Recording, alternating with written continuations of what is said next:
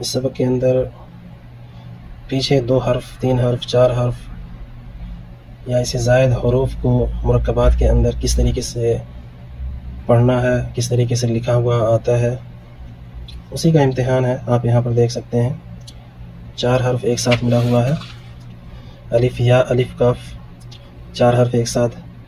اسی طریقے سے آپ دیکھ سکتے ہیں 6 حرف ایک ساتھ لکھا ہوا، نون سین تا عین یا نون۔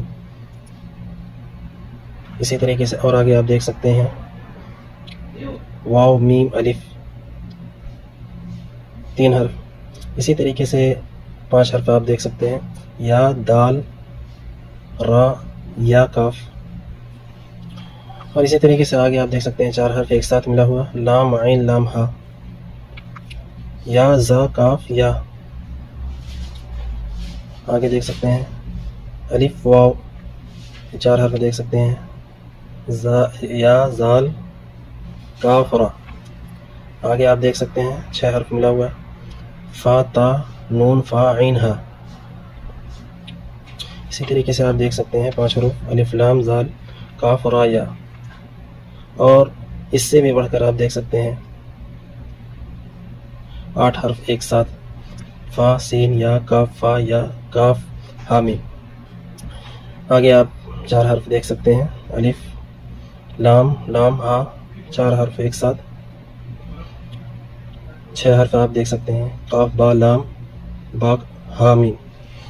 آگے آپ دیکھ سکتے ہیں میم سین تا قاف یا میم، با ہا جیم را تا، میم نون سین جیم یا لام۔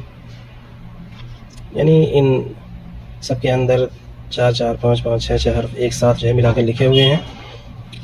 اگر آپ پچھلا سبق اچھے سے جو ہے پہچان لیے ہوں گے تو یہ آپ کے لیے آسان ہے۔ دیکھ سکتے ہیں فا جیم عین لام ہا میم، آگے کاف عین صاد فا، میم حمزہ کاف واو لام، لام تا نون با حمزہ نون۔ یعنی کئی حروف ایک ساتھ لکھے ہوئے ہیں۔ ان کو آپ تبھی پہچان سکتے ہیں جب آپ مرکبات میں ملائے جانے والے جو حروف ہیں، حروف مفردات، ان کی جو کئی شکلیں ہیں، ان شکلوں کو اگر آپ پہچان لیں گے تو پھر چاہے وہ 5 حرف ہو چاہے 10 حرف ہو، جتنا بھی حروف ایک ساتھ لکھ دیا جائے آپ اس کو آسانی کے ساتھ سمجھ سکتے ہیں۔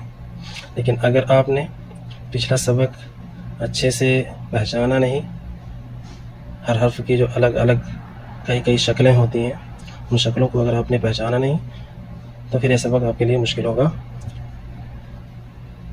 حروف مفردات ہم پڑھ چکے، حروف مرکبات بھی ہم پڑھ چکے۔ اب آگے جو سبق آئے گا وہ انہی حروف التہجی میں سے جو حروف ہوں گے، کہیں پہ مفردات ہوں گے، کہیں پر مرکبات ہوں گے۔ اگر ہم سب نے ان 2 سبقوں کو اچھے سے نوٹ کیا ہوگا، اچھے سے پہچان لیے ہوں گے، تو پھر آگے کا سبق ہمارے لیے بہت سہل ہوگا، بہت آسان ہوگا۔